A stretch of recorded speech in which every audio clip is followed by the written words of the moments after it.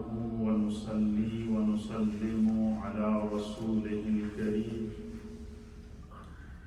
أما بعد فأعوذ بالله من الشيطان الرجيم بسم الله الرحمن الرحيم إن الذين آمنوا وعملوا الصالحات أولئك هم خير البرية صدق الله مولانا العظيم وصدق رسوله النبي الأمين الكريم الصلاة والسلام عليك يا سيدي يا رسول الله وعلى آلك وأصحابك يا سيدي يا حبيب الله. حضرات محترم، قبل اس کے کہ میں اپنی گفتگو کا آغاز کروں، سب سے پہلے آپ کو امام اہل سنت، مجدد دین و ملت، پروانہ شمع رسالت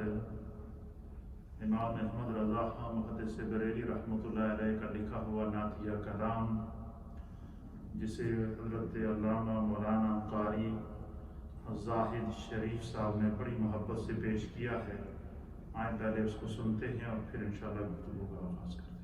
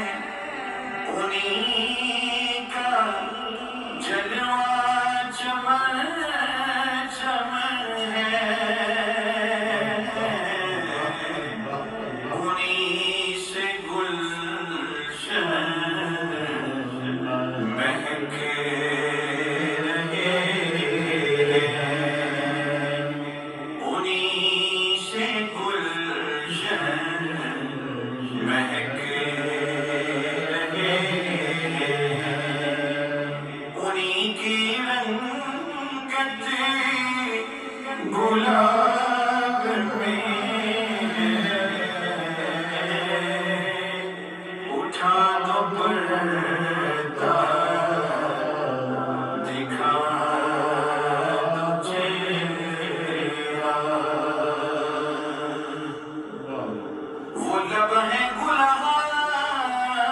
نازک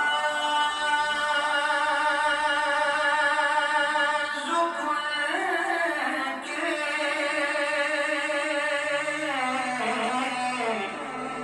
ہزاروں جڑتے ہیں پھول جن سے وہ لب ہیں گلہائے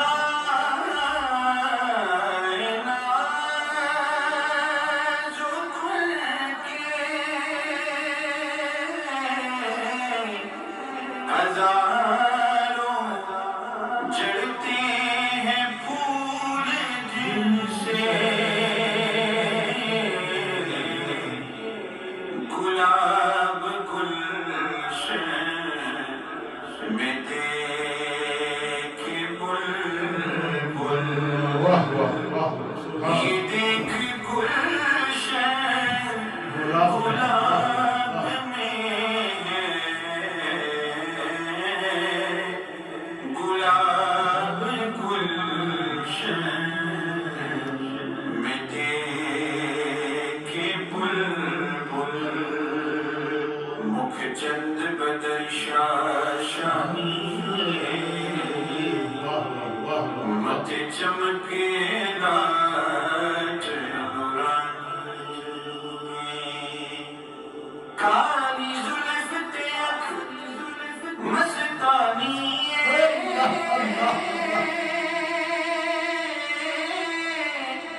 کالی زلف تیک مستانی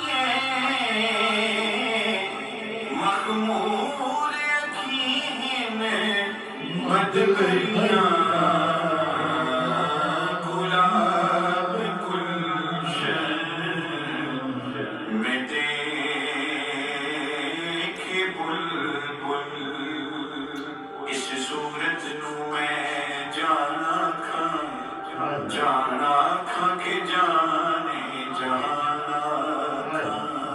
سچ آنکھا تیرا بدی میں شانا کھا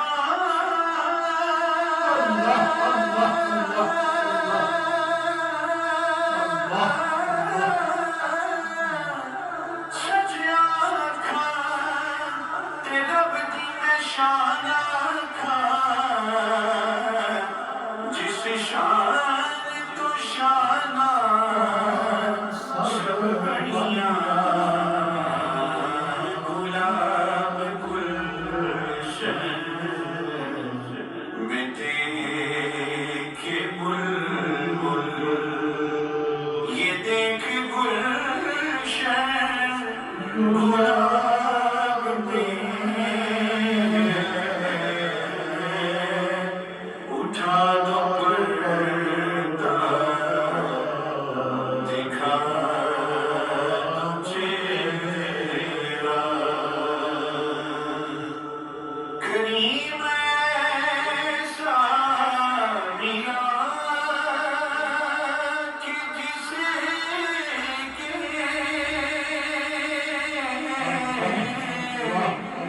کھلے ہیں ہاتھ اور بڑے خزانے کریم ایسا کریم ایسا کریم ایسا ملا کہ جس کے کھلے ہاتھ اور بھرے خزانے بتاؤ اے مفلسوں کے پھر کیوں بتاؤ اے مفلسوں کے پھر کیوں تمہارا دل اضطراب میں ہے اٹھا دو پردہ دکھا دو چہرہ کریم اپنے کرم کا صدقہ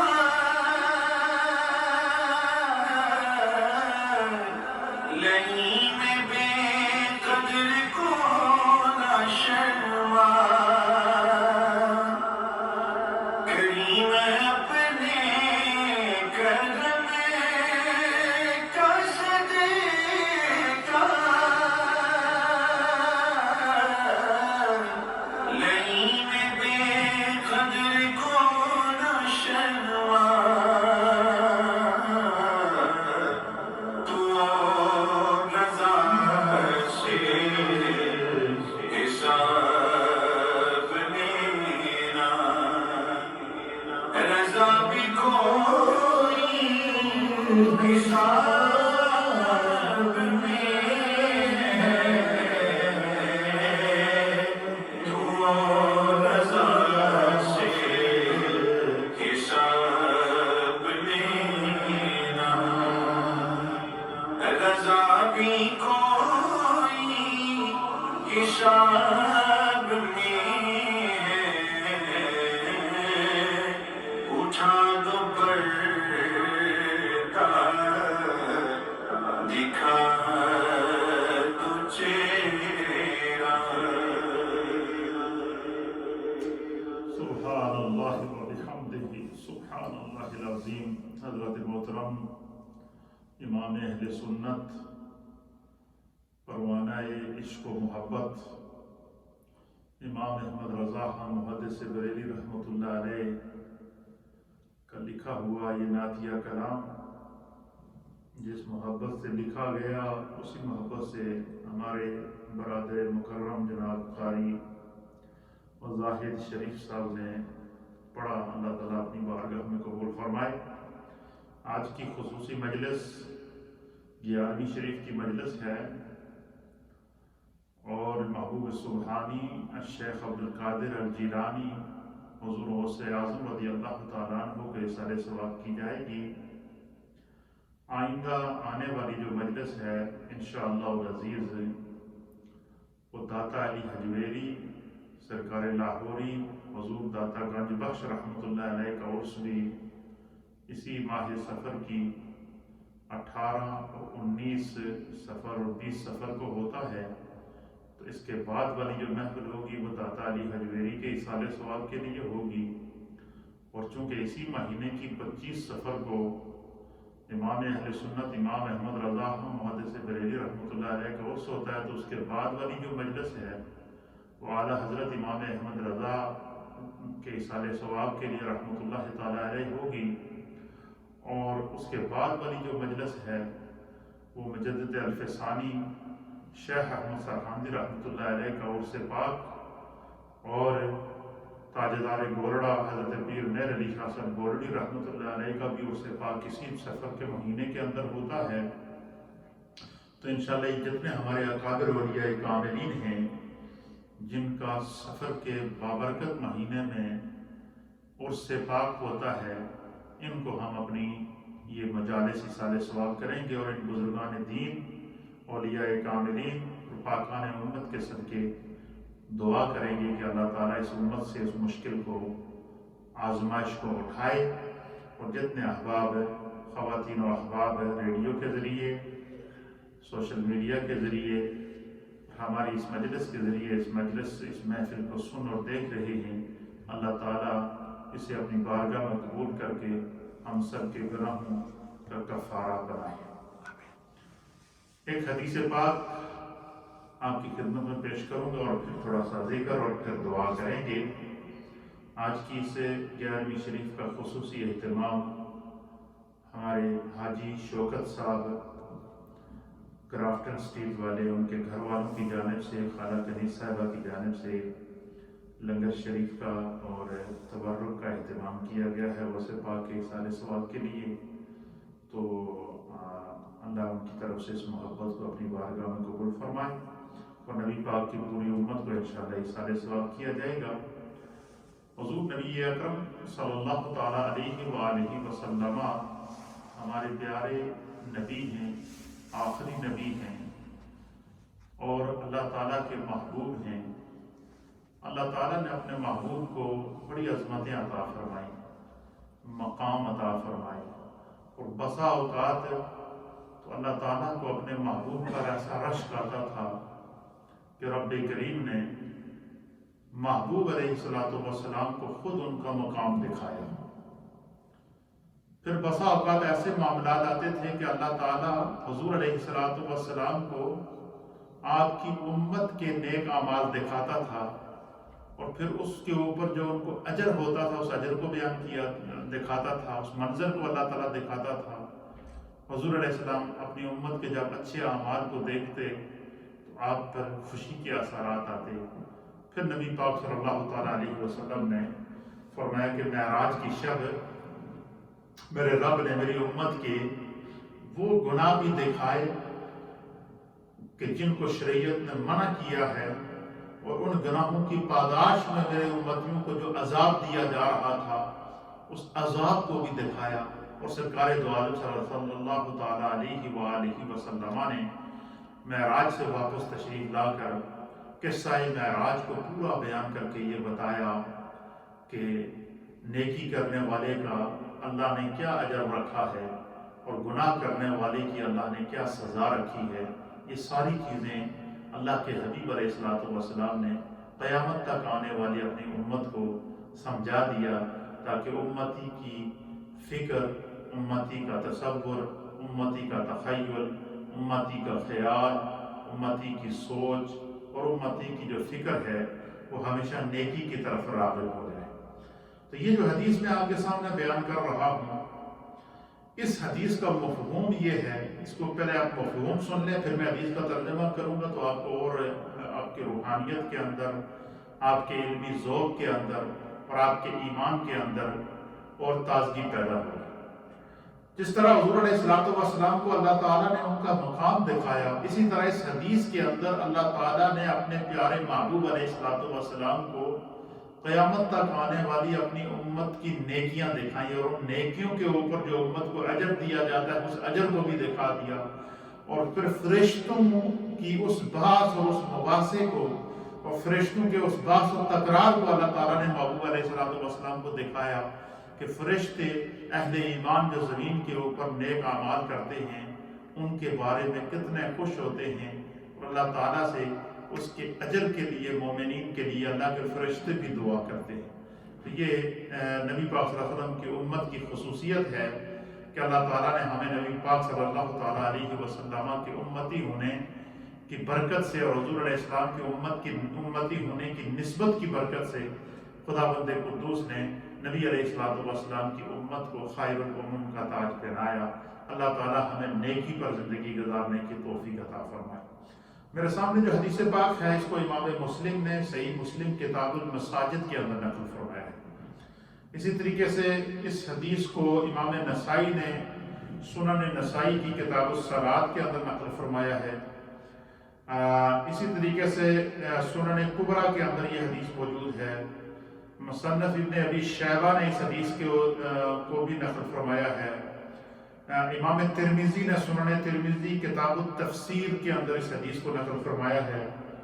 امام احمد بن حنبل رحمۃ اللہ تعالی علیہ نے مسند امام احمد جلد نمبر 1 صفحہ 368 اور حدیث نمبر ہے 3484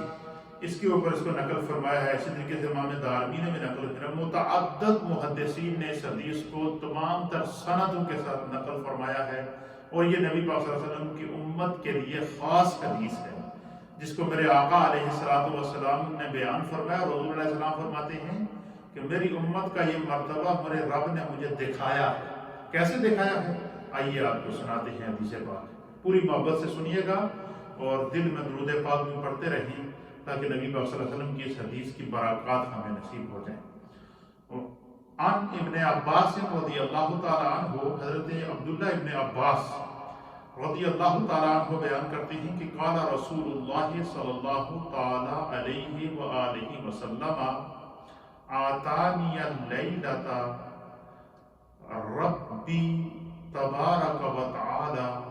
فی احسن صورت حضور علیہ الصلوۃ حضرت عبداللہ ابن عباس کہتے ہیں کہ صحابہ اکرام رضوان اللہ تعالیٰ علیہم اجمعین کی مجلس لگی تھی، تو حضور علیہ الصلوۃ والسلام نے ایک دن صحابہ اکرام سے صبح کے وقت آ کر ارشاد فرمایا. کیا فرمایا؟ حضور علیہ السلام نے فرمایا کہ آج رات کو میں جب سو رہا تھا تو مجھے خواب میں میرے رب نے اپنی پیاری صورت کا، اپنے حسن مطلق کا، اور اللہ نے مجھے اپنی ذات کا دیدار کرایا جس طرح کہ اس کی شان کے لائق ہے. اب مجھے آپ اندازہ لگائیں کہ وہ کیا منظر ہے، وہ کیا مقام ہے کہ کبھی محبوب کو اپنے پاس عرش پہ بلا کر معراج کی صورت میں عالم بیداری میں اللہ اپنا دیدار عطا فرماتا ہے. اور اس حدیث میں حضور فرماتے ہیں کہ میں رات کو سو رہا تھا تو اللہ نے خواب میں مجھے اپنی ذات کا دیدار عطا فرمایا. اللہ تعالیٰ نے مجھے اپنے حسن مطلق کا دیدار عطا فرمایا. تو سرکار دو عالم شفیع معظم جناب سید العالمین محمد الرسول اللہ صلی اللہ تعالیٰ علیہ وسلم فرماتے ہیں کہ آتانی اللیلۃ ربی و تبارک و تعالی فی احسن صورت، کہتے ہیں کہ میں نے حسین ترین صورت میں اپنے رب کا دیدار کیا رات کو، فی المنام سوتے ہوئے، حالت نیند کے اندر، خواب کے اندر. کہتے ہیں کہ میرے رب نے مجھے مخاطب کر کے ارشاد فرمایا. حضور فرماتے میرے رب نے میں نے اپنے خواب میں رات کو سو رہا تھا تو اللہ تعالیٰ کی ذات کا مجھے خواب میں دیدار ہوا. اللہ تعالیٰ نے خواب میں مجھ سے جو باتیں کی ہیں وہ باتیں میں آج تمہیں سناتا. اللہ اکبر، سبحان اللہ و بحمدہ، سبحان اللہ العظیم.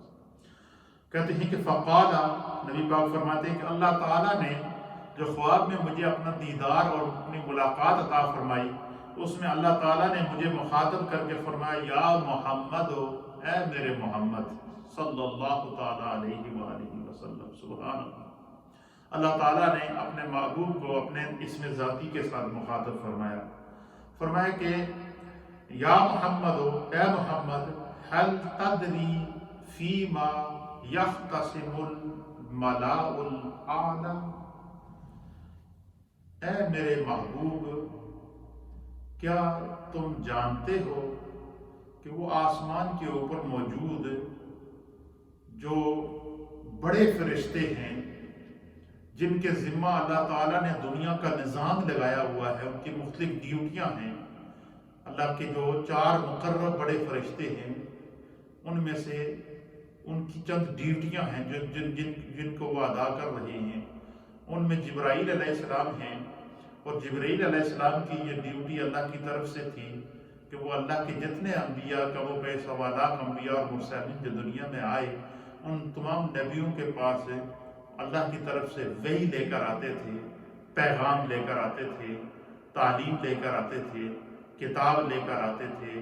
صحف لے کر آتے تھے، قرآن لے کر آئے، زبور لے کر آئے، تورات لے کر آئے، انجیل لے کر آئے، اور جتنے انبیاء پر صحائف آسمان سے نازل ہوئے وہ لے کر حضرت جبریل آئے. اور یہ حضرت جبریل علیہ السلام کی اللہ کی طرف سے ڈیوٹی ہے، اور اسی پر وہ قائم ہے اور قیامت تک اسی پر قائم اور دائم رہیں گی. پھر حضرت اسرائیل علیہ السلام ہیں، ان کی ڈیوٹی ہے کہ روئے زمین پر ہر ذی روح کو وہ اپنی زندگی گزارنے کے بعد اس کی روح کو قبض کرنا، یہ اسرائیل علیہ السلام کی اللہ کی طرف سے ڈیوٹی ہے، وہ اس کے اوپر مأمور ہے. پھر اسی طریقے سے حضرت میکائیل علیہ السلام ہیں، آسمانوں کا نظام، بارشوں کا نظام، رزق کا نظام، یہ سارے نظام اللہ تعالیٰ نے ان کے سپرد کیے ہوئے ہیں. حضرت اسرافیل علیہ السلام ہیں، ان کے ذمہ کہ جب اینڈ آف دا ورلڈ ہوگا تو ان کی طرف سے سور پھونکا جائے گا، اعلان ہوگا، زمین فنا ہو جائے گی. تو یہ جو مقرب فرشتے ہیں ان کو ملائے اعلیٰ کہتے ہیں، بڑے فرشتے کہتے ہیں. تو حضور علیہ السلام فرماتے ہیں کہ اللہ تعالیٰ نے مجھے اپنے دیدار سے نوازا اور فرمایا کہ آج فلاں آسمان کے اوپر ملائے اعلیٰ میرے مقرب فرشتے بیٹھے ہیں، وہ چند امور پر بحث کر رہے ہیں. اتدری، یا میرے محبوب آپ کو پتہ ہے وہ کس معاملے میں بحث کر رہے ہیں؟ تو حضور علیہ السلام کہتے ہیں قال قلت، سرکار فرماتے ہیں کہ میں نے اللہ کی بارگاہ میں حالت خواب میں رب کا دیدار کرتے ہوئے، اللہ سے ملاقات کرتے ہوئے، اللہ سے باتیں کرتے ہوئے میں نے عرض کیا لا، اللہ بہتر جانتا ہے کہ یہ فرشتے کس موضوع پر بات کر رہے ہیں. قال، پھر نبی علیہ السلام فرماتے ہیں کہ میں نے جب یہ کہا کہ میرا رب بہتر جانتا ہے، تو حضور علیہ السلام فرماتے ہیں فَوَضَعَ يَدَاهُ بَيْنَ كَتِفَيَّ حَتَّى وَجَدْتُ بَرْدَهَا فِي صَدَيَّ. اللہ اکبر، سبحان اللہ وبحمدہ، سبحان اللہ. حضور علیہ السلام فرماتے ہیں کہ میرے رب نے جب فرمایا کہ جو آسمان کے مقرب فرشتے بیٹھے ہوئے ایک مجلس کے اندر کچھ امور پر بحث مباحثہ کر رہے ہیں، کیا آپ جانتے ہیں وہ کس موضوع پر بحث کر رہے ہیں؟ تو حضور علیہ السلام فرماتے ہیں میں نے عرض کیا کہ میرا رب بہتر جانتا ہے. تو حضور فرماتے ہیں کہ اللہ تعالیٰ نے اپنا دست قدرت جو ہے وہ میرے دونوں شانوں کے درمیان رکھا، میرے کندھے کے اوپر، میرے دونوں شانوں کے درمیان، مہر نبوت کے اوپر اللہ تعالیٰ نے اپنا دست فوضع یداہ بین کتفی، میرے دونوں کندھوں کے درمیان اللہ تعالیٰ نے اپنا دست قدرت رکھا جس طرح کہ اس کی شان کے لائق ہے. حتی وجدت بردہا، حضور علیہ السلام فرماتے ہیں کہ جیسے ہی اللہ تعالیٰ نے اپنا دست قدرت میرے دونوں شانوں کے درمیان رکھا، میرے کندھوں کے درمیان رکھا، میری پشت کے اوپر اللہ تعالیٰ نے جب اپنا دست قدرت رکھا تو حتی وجدت بردہا، میں نے اللہ تعالیٰ کے دست قدرت کی تاثیر، اس کی ٹھنڈک، اس کا نور محسوس کیا. اللہ اکبر، کہ اللہ تعالیٰ نے جیسے ہی اپنا دست قدرت میرے دونوں کندھوں کے درمیان رکھا، سرکار فرماتے ہیں کہ میں نے اس کی ٹھنڈک محسوس کی، اس کا نور محسوس کیا، اس کی کیفیت محسوس کی. نہ صرف محسوس کی، فرماتے ہیں سرکار دو عالم کہ بس اللہ تعالیٰ کا دست قدرت رکھنا تھا تو فَعَلِمْتُ مَا فِي السَّمَاوَاتِ وَمَا فِي الْأَرْضِ. اللہ تعالیٰ کا دست قدرت جیسے ہی میرے دونوں شانوں کے درمیان آیا اور اللہ تعالیٰ نے جیسے ہی اپنا دست قدرت میرے دونوں شانوں کے درمیان رکھا، حضور علیہ السلام فرماتے ہیں کہ میرے سامنے سے اللہ تعالیٰ نے زمینوں اور آسمانوں کے سارے پردوں کو ہٹا دیا. سرکار فرماتے ہیں کہ زمین کی تہوں کے اندر، ساتوں زمینوں کی تہوں کے اندر، ساتوں زمینوں کے اوپر جو بھی شے موجود تھی، اللہ تعالیٰ نے جیسے ہی اپنا دست قدرت میرے دونوں شانوں کے درمیان رکھا، میرے سرکار فرماتے ہیں کہ وہ سب کے ہر چیز کا علم میرے سامنے آ گیا. میں نے اس کو پہچان لیا، میں نے اس کو جان لیا، میں نے اس کی حقیقت کو جان لیا، میں نے اس کی معیت کو جان لیا، میں نے اس کی تاثیر کو جان لیا، میں نے اس کی جس مقصد کے لیے اللہ تعالیٰ نے کائنات کی جو شے پیدا کی ہے، ہر ایک کا علم خدا نے مجھے اس ایک دو اپنا دست قدرت رکھنے سے عطا کر دیا. اور یہ صرف زمینی مخلوق ہی نہیں تھی، بلکہ فرمایا کہ فَعَلِمْتُ مَا فِي السَّمَاوَاتِ، ساتوں آسمانوں پر جو بھی اللہ کی مخلوق تھی، یا ساتوں آسمانوں پر رب نے جو کچھ پیدا کیا ہے، یا ساتوں زمینوں پر رب نے جو کچھ پیدا کیا ہے، سرکار فرماتے ہیں جیسے ہی اللہ تعالیٰ نے اپنے دست قدرت کو میرے دونوں شانوں کے درمیان رکھا اور اس کی ٹھنڈک اور اس کے نور کو میں نے محسوس کیا، اس کی برکت میرے جسم کے اندر، میری روح کے اندر، میرے تصور کے اندر، میرے تخیل کے اندر، میری نگاہوں کے اندر، میری سر کی آنکھوں کے اندر، میری دل کی آنکھوں کے اندر اس طرح سما گئی کہ سرکار نے فرمایا کہ فَعَلِمْتُ مَا فِي السَّمَاوَاتِ وَمَا فِي الْأَرْضِ، کا زمینوں اور آسمانوں کے اندر جو بھی شے موجود تھی خدا نے مجھے اس کا علم عطا کر دیا. وہ پھر میری نظروں سے اوجھل نہیں ہوئی۔ اس سے ان لوگوں کے بھی بد عقیدہ لوگوں کے عقیدے کا بھی رد ہے جو کہتے ہیں کہ حضور علیہ السلام کو جو ہے وہ غیب کا علم نہیں ہے یا دیوار کے پیچھے کا علم نہیں ہے۔ اس حدیث میں سرکار خود فرماتے ہیں کہ اللہ تعالیٰ نے جیسے ہی اپنا دست قدرت میرے دونوں شانوں کے درمیان رکھا تو زمینوں اور آسمانوں کے اندر ہر شے کا علم بھی مجھے عطا کر دیا اور ہر شے کو میں نے پہچان بھی لیا، ہر شے کی حقیقت کو بھی میں نے معلوم کر دیا۔ کہتے ہیں کہ وہ فرشتے، وہ ملائے اعلیٰ جن کی میٹنگ آسمانوں پر چل رہی تھی اور وہ مختلف امور پر بحث کر رہے تھے، پھر حضور علیہ السلام فرماتے ہیں کہ میرے رب نے مجھے مخاطب کر کے فرمایا قال یا محمد، اے میرے محمد۔ اللہ تعالیٰ حضور سے فرماتا ہے اے میرے محمد، اور رب کریم کا دست قدرت حضور کے شانوں کے درمیان، اور پھر حضور فرماتے ہیں میرے سامنے کائنات زمینوں اور آسمانوں کی ہر شے واشگاف، ہر شے کا علم، ہر شے میری آنکھوں کے سامنے موجود، ہر شے کو میں دیکھ رہا ہوں۔ جو زمینوں کے نیچے تھی ان کو بھی دیکھ رہا تھا، جو زمینوں کے اوپر تھی ان کو بھی دیکھ رہا تھا، جو آسمانوں پر تھی ان کو بھی دیکھ رہا تھا، جو آسمانوں سے ورا تھی ان کو بھی دیکھ رہا تھا۔ ہر شے میری نظروں کے سامنے تھی۔ تو پھر فرماتے ہیں کہ پھر میرے رب نے مجھے مخاطب کر کے فرمایا یا محمد، اے میرے محمد، سبحان اللہ و بحمدہ، هل تدری فیما یختصم الملاء الاعلیٰ۔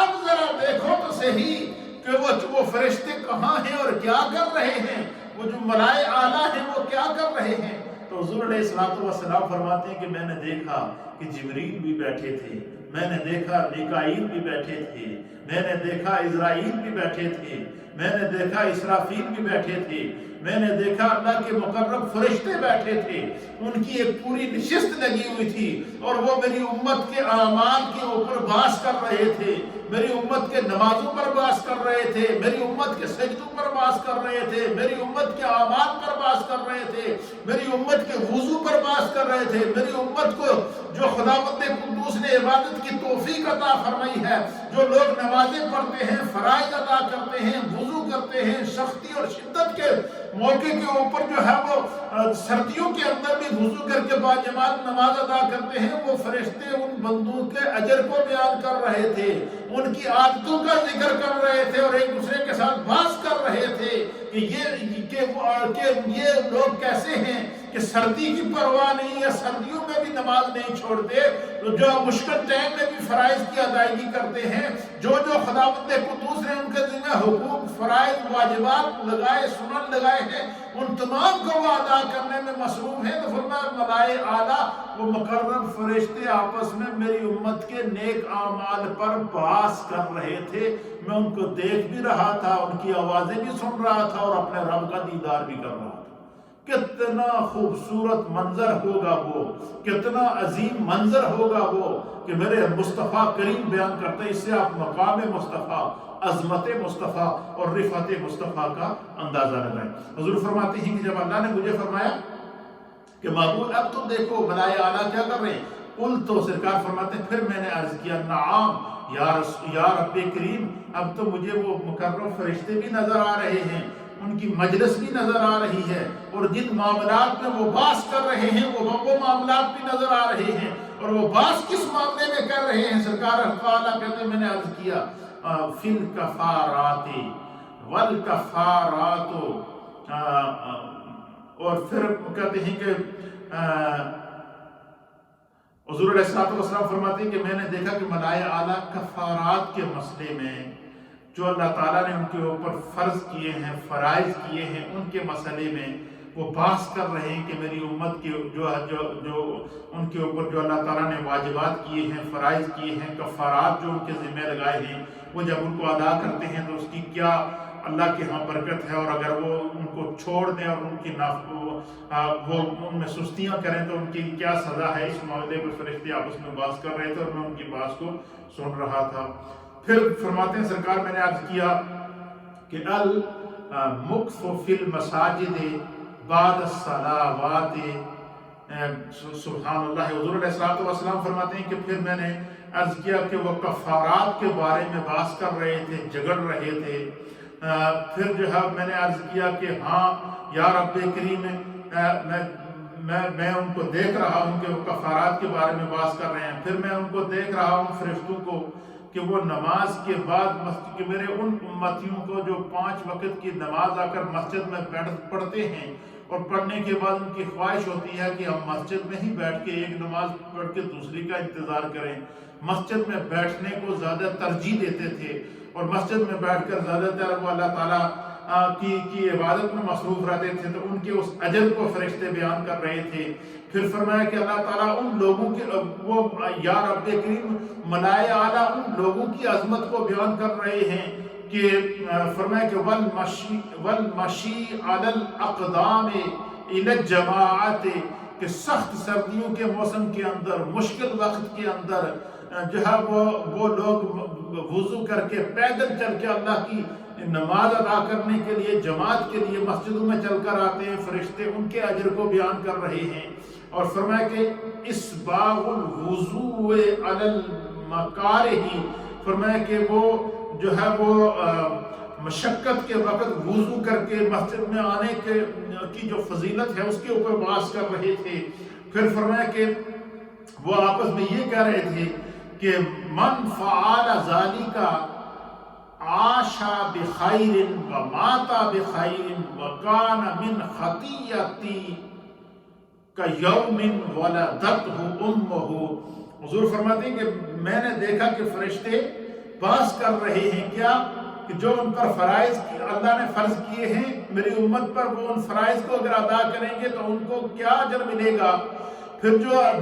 اللہ کی مسجدوں کو آباد رکھتے ہیں ان کا کیا اجر ہے، جو ایک نماز پڑھ کے دوسری نماز کے بارے میں فکر مند رہتے ہیں اور مسجد میں بیٹھ کے اس کا انتظار کرتے ہیں ان کا کیا اجر ہے۔ پھر فرماتے ہیں کہ پھر فرشتے اس پر بحث کر رہے تھے کہ سخت سردیوں کے موسم میں باہر برف باری ہو، مشکلات ہوں، اس کے باوجود ٹھنڈے پانی سے وضو کر کے وہ مسجد میں آ کر نماز ادا کرتے ہیں، ان کے اجر کو بیان کر رہے تھے۔ اور فرمایا کہ فرشتے کہہ رہے تھے کہ من فعل ذالک، جس شخص نے بھی آپ کی امت میں یہ کام کیا ہے وہ کیا ہوگا، عاش بخیر ومات بخیر، وہ زندہ رہے گا تو اللہ اس کو بہترین زندگی عطا فرمائے گا، اور جب دنیا سے جائے گا تو خدا اسے بہترین موت عطا فرمائے گا۔ اور وکان من خطیئۃ، فرمایا کہ اللہ تعالیٰ ان کے گناہوں کو اس طرح معاف کر دے گا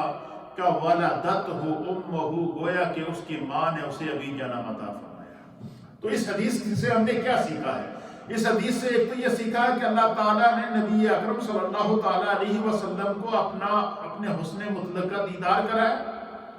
اس حدیث سے ہمیں یہ سبق ملا ہے کہ اللہ تعالیٰ نے نبی اکرم صلی اللہ تعالیٰ علیہ وسلم کی امت کو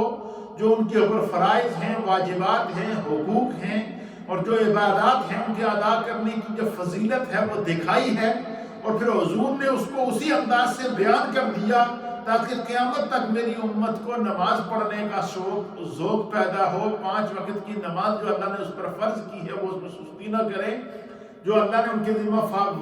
فرائض لگائے ہیں وہ ان کو ادا کریں، جو اللہ نے ان کے ذمہ واجبات لگائے ہیں وہ ان کو ادا کریں، جو مشکل وقت کے اندر اپنے رب کو نہ بھولیں، ہر گھڑی میں اپنے رب کی عبادت کے ساتھ جو ہے وہ منسلک رہیں۔ تو فرمایا وہ لوگ اللہ تعالیٰ ان کے گناہوں کو اس طرح معاف کر دیتا ہے کہ گویا کہ اس کی ماں نے اسے ابھی جنم عطا فرمایا۔ تو گویا اس سے حدیث سے جہاں اور سبق ملتے ہیں وہاں ایک سبق یہ ملتا ہے کہ اگر ہم میں سے ہر مرد اور ہر عورت جس سے اللہ نے ایمان کی دولت عطا فرمائی ہے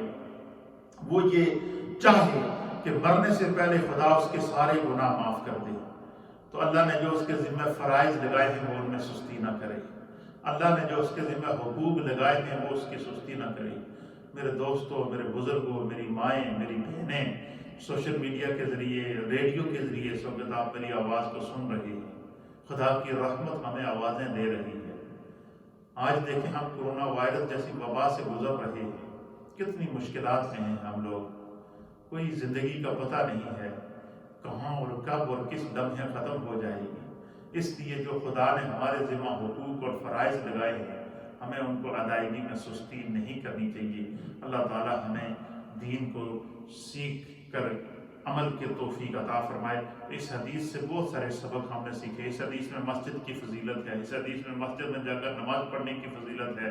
اس حدیث میں گھر سے وضو کر کے پیدل چل کے مسجد میں آنے کی فضیلت ہے۔ اس حدیث کے اندر جو اللہ نے انسان کے ذمہ فرائض اور واجبات لگائے ہیں وہ ان کو پورا کرے، ان میں سستی نہ کرے۔ فرمایا جو بندہ یہ سارے کام کرے گا، حضور نے فرمایا وہ مرنے سے زندگی گزارے گا تو اللہ اس کو عزت والی زندگی دے گا، دنیا سے جائے گا تو خدا اسے ایمان والی موت دے گا، اور جب وہ بندہ جو ہے وہ فرمایا کہ وہ گناہوں سے اس طرح پاک ہو جائے گا کہ گویا کہ اس کی ماں نے اسے ابھی جنم دیا۔ خدا ہمیں ان اعمال کی اخلاص کے ساتھ اپنانے کی توفیق عطا فرمائے۔ تھوڑا سا ذکر اور پھر دعا کرتے ہیں۔ اللہم صلی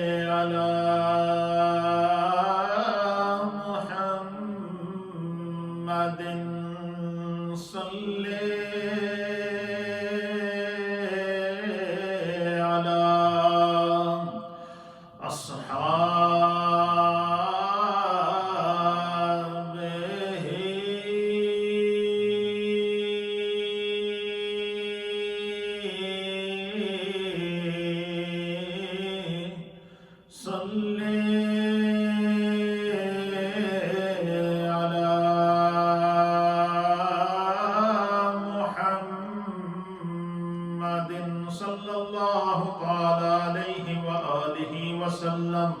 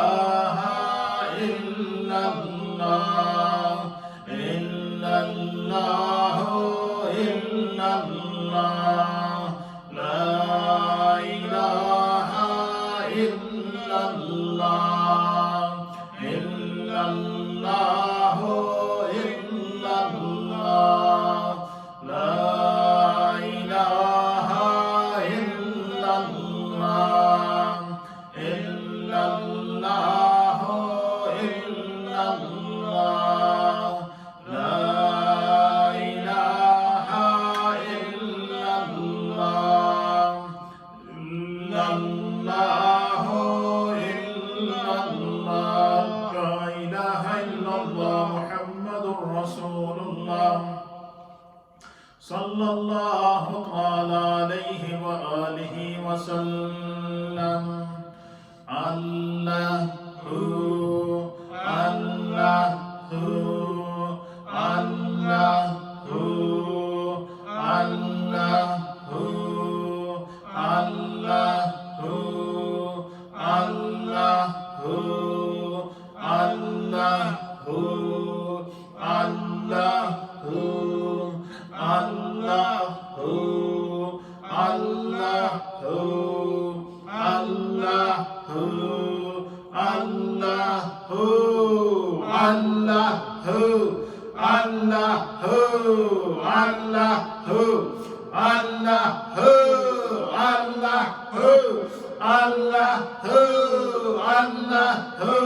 اللہ اللہ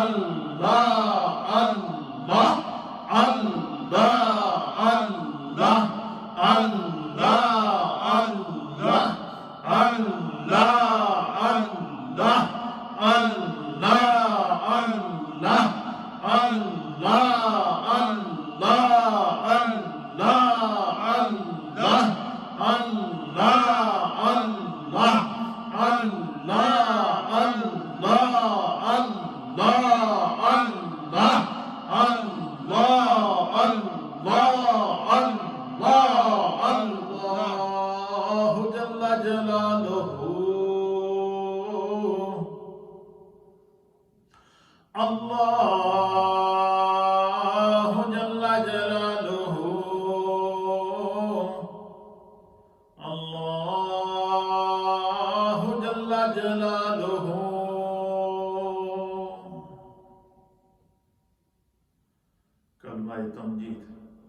سبحان اللہ والحمد للہ ولا الہ الا اللہ واللہ اکبر ولا حول ولا قوة الا باللہ العلی العظیم سبحان اللہ والحمد للہ ولا الہ الا اللہ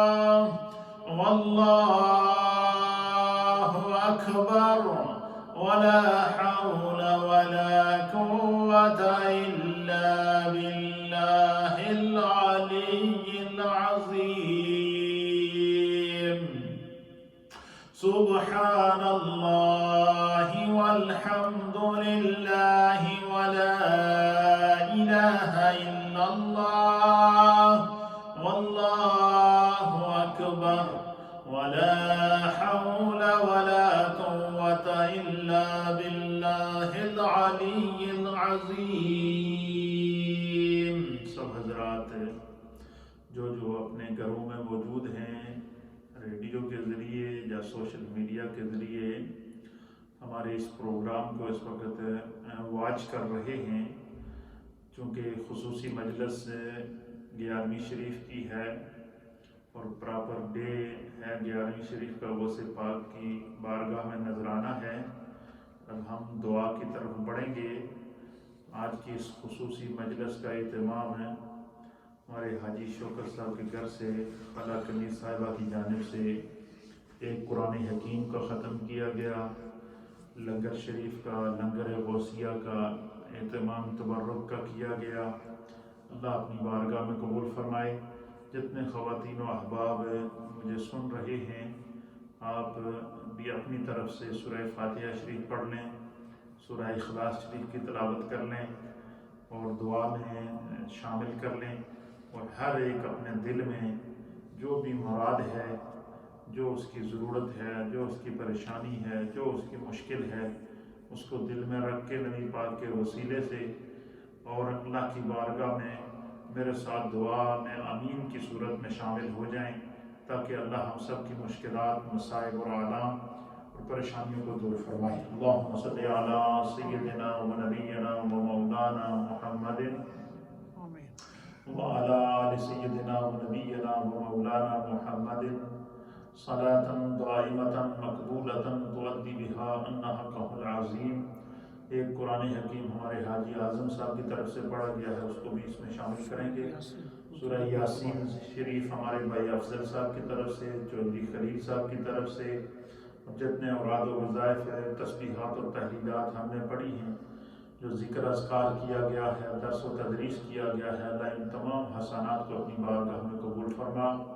جو تبرک کا اہتمام خالہ صاحبہ کی طرف سے کیا گیا ہے، اللہ اپنی بارگاہ میں قبول فرما۔ یا اللہ اس تمام احسانات کا ثواب، ان تمام قرآن حکیم کا ثواب، صورتوں کا ثواب، ذکر کا ثواب، حدیث پاک کی تلاوت کا ثواب، ذکر مصطفیٰ، ذکر خدا کا ثواب، اللہ سے اپنی بارگاہ میں قبول فرما۔ اس کا ثواب نبی اکرم نور مجسم جناب سید العالمین محمد الرسول اللہ صلی اللہ تعالیٰ علیہ وآلہ وسلم کی بارگاہ میں پیش کرتے ہیں، قبول فرما۔ تمام انبیاء اکرام، صحابہ اکرام، تابعین، تبع تابعین، ائمہ مجتہدین، مومنین اور مومنات کی ارواح کو پیش کرتے ہیں، قبول فرما۔ بالخصوص اللہ محبوب سبحانی، قطب ربانی، شہباز لامکانی، الشیخ عبدالقادر الجیلانی المعروف حضور غوث العظم رضی اللہ تعالیٰ عنہ کی بارگاہ میں پیش کرتے ہیں، قبول فرما۔ اس سفر المظفر کے مہینے میں جتنے اولیاء کاملین کے اعراس ہیں، اللہ ان تمام کی ارواح کو پیش کرتے ہیں، قبول فرما۔ ان تمام نفوس قدسیہ کے صدقے اللہ ہم سب کے تمام مرحومین، والدین، عزیز و اقارب جو اس دنیا سے پردہ فرما گئے ہیں، اللہ ان تمام کو اس کا ثواب پیش کرتے ہیں، قبول فرما۔ اللہ ہم سب کے صغیرہ کبیرہ گناہوں کو معاف فرما، سب کے گھر بار میں، رزق میں، روزگار میں، کاروبار میں، مال میں، جان میں، عزت میں، آبرو میں، اولاد میں برکتیں عطا فرما۔ جتنے لوگ اس مجلس میں ہمارے ساتھ دنیا بھر سے شریک ہیں، اللہ ان تمام کے گھروں میں برکتیں عطا فرما، سب کی اولادوں میں برکتیں عطا فرما، سب کے رزق اور روزگار میں برکتیں عطا فرما۔ جن گھروں میں پریشانیاں ہیں، اللہ ان کو دور فرما۔ ایک چھوٹا سا بچہ ہے ہمارا شاگرد ہے، بیمار ہے، اللہ اس کو شفا عطا فرما۔ جن گھروں میں پریشانیاں ہیں، اللہ ان کو دور فرما۔ جن گھروں میں بچوں کی پریشانیاں ہیں، اللہ دور فرما۔ جن گھروں میں کرونا وائرس کی وجہ سے بیماریاں ہیں، پریشانیاں ہیں، مشکلات ہیں، اللہ دور فرما۔ جو لوگ اس وائرس کا شکار ہیں، اللہ ان کی غیب سے حفاظت فرما۔ یا اللہ جن گھروں میں بچوں کی پریشانیاں ہیں، دور فرما۔ جن گھروں میں بچیوں کی پریشانیاں ہیں، دور فرما۔ ایک ہمارا عزیز ہیں، دو عزیز ہیں ہمارے، ان کا ایک مقدمہ ہے، اللہ تعالیٰ اس میں سے ان کو بری فرما۔ جو مشکلات ہیں، اللہ دور فرما۔ یا اللہ سب کی خیر فرما۔ جو مائیں بہنیں ہماری گھروں میں اس وقت ہمارے ساتھ دعا میں شریک ہیں، اللہ سب کے گھروں میں برکتیں عطا فرما۔ جس نے بھی اپنے دل میں جو بھی مراد رکھی ہوئی ہے، اللہ تو علیم بذات الصدور ہے، نبی پاک کے وسیلے سے اللہ ان تمام ماؤں، بہنوں، بزرگوں، نوجوانوں کی مرادوں، دلی مرادوں کو پورا فرما، ان کی نیک دلی جائز حاجات کو، مقاصد کو پورا فرما۔ جو بیمار ہیں، اللہ ان کو شفا عطا فرما۔ ہمارے حاجی نادر خان صاحب کو، حاجی حنیف صاحب کو، دیگر ہمارے جتنے بھی ساتھی ہیں، حاجی خلیل صاحب ہیں اللہ، اور بھائی چودھری خلیل ہیں اللہ، جتنے لوگ بیمار ہیں اللہ سب کو شفا عطا فرما۔ یا اللہ ہمارے بھائی ماجد کی والدہ ان کو شفا کاملہ اور عاجلہ عطا فرما۔ جتنے لوگ پریشانیوں میں ہیں اللہ ان کی پریشانیوں کو دور فرما، جو دکھوں میں ہیں ان کے دکھوں کو دور فرما۔ جن ماؤں، بہنوں، بزرگوں نے اللہ مجھے دعا کے لیے کہا ہے، یا اللہ تو علیم بذات الصدور ہے، یا اللہ ان تمام کے حق میں اس گناہگار کی دعا کو قبول فرما۔ یا اللہ ہم سب کے صغیرہ گناہوں کو معاف فرما۔ جن لوگوں کے ویزوں کی مشکلات ہیں اللہ ان کو دور فرما، تو علیم بذات الصدور ہے۔ جس کی جو مشکلات ہیں، پریشانیاں ہیں، تکالیف ہیں، آزمائشیں ہیں، اللہ تو ان کو ان سے بری فرما۔ یا اللہ اسلام پر زندگی عطا فرما، دنیا میں اپنے سوا کسی کا محتاج نہ فرما، آمین جسمانی محتاجی سے اللہ محفوظ فرما، آمین جسمانی معذوری سے اللہ ہم سب کو محفوظ فرما۔ آمین یا اللہ جن گھروں میں مشکلات ہیں، پریشانیاں ہیں، دور فرما۔ جو ماں باپ اپنے بچوں کے اچھے سے اچھے رشتوں کی تلاش میں ہیں، اللہ ان کے لیے بہتر سے بہتر رشتے مقدر فرما۔ یا اللہ جو اپنی بچیوں کے رشتوں کی تلاش میں ہیں، ان کے لیے اچھے رشتے مقدر فرما۔ جن کی اولادیں بیرا روی کا شکار ہیں، اللہ ان کو نیک اور صالح فرما۔ پوری امت کی اللہ مشکلات دور فرما۔ دنیا میں اللہ جن کا کوئی دعا کرنے والا نہیں ہے، اس مجلس کو ہم ان کے لیے دعا کا سبب بناتے ہیں، اللہ ان کے حق میں قبول فرما۔ یا اللہ ہمیں نیک بنا دے، نیکی پر زندگی عطا فرما، نیکی پر زندگی پر قائم رہنے کی توفیق عطا فرما۔ ہر طرح کی شر سے ہم کو محفوظ فرما، ہر طرح کے ظلم سے ہم کو محفوظ فرما۔ یا اللہ ہمیں ہر طرح کے حاسد سے محفوظ فرما، یا اللہ ہمیں حاسدین کے حسد سے محفوظ فرما، یا اللہ ہمیں ظالموں کے ظلم سے محفوظ فرما، یا اللہ فتنہ پردازوں کے فتنوں سے محفوظ فرما۔ اپنی عافیت، سلامتی اور پناہ عطا فرما۔ نبی پاک کے صدقے اللہ ایمان والی زندگی عطا فرما۔ جو تبرک کا اہتمام کیا گیا ہے ہماری خالہ کنیز صاحبہ کی جانب سے، اللہ اپنی بارگاہ میں قبول فرما۔ وصف پاک سے ان کی جو محبت، عقیدت اور جو لنگر کا اہتمام، تبرک کا اہتمام محبت سے کرتی ہیں، اللہ اپنی بارگاہ سے ان کو جزا عطا فرما، اسے اپنی بارگاہ میں قبول فرما۔ جتنی مائیں بہنیں اس مسجد کے ساتھ تعاون کر رہی ہیں، یا اللہ جو اس درس میں ہمارے ساتھ اپنے گھروں میں بیٹھ کر شریک ہیں، اللہ سب کے دلوں کی مرادیں پوری فرما، سب کی مشکلات آسان فرما۔ ملک پاکستان کی اللہ خیر فرما، مقبوضہ کشمیر کے مسلمانوں کو آزادی عطا فرما، ملک برطانیہ کی اللہ خیر فرما۔ ہر طرح کی وبا سے، مشکلات سے اللہ اس امت کو محفوظ فرما۔ اس کرونا وائرس کو اللہ اپنی رحمت کی ہوا کے ذریعے دور فرما، اپنی شفا والی ہوا کو نازل فرما آسمان سے۔ اللہ نبی پاک کے صدقے اس وبا کو ختم فرما، امت کی مشکل کو ختم فرما، لوگوں کی بے بسی پر کرم فرما۔ یا اللہ تو رحیم ہے، رحم فرما، تو کریم ہے، کرم فرما، تو ستار ہے، ہمارے گناہوں پر پردہ فرما، تو غفار ہے، ہمارے گناہوں کو معاف فرما، تو علیم بذات الصدور ہے، اللہ جو بیمار ہے ان کو شفا عطا فرما۔ رب اغفر وارحم وانت خیر الراحمین۔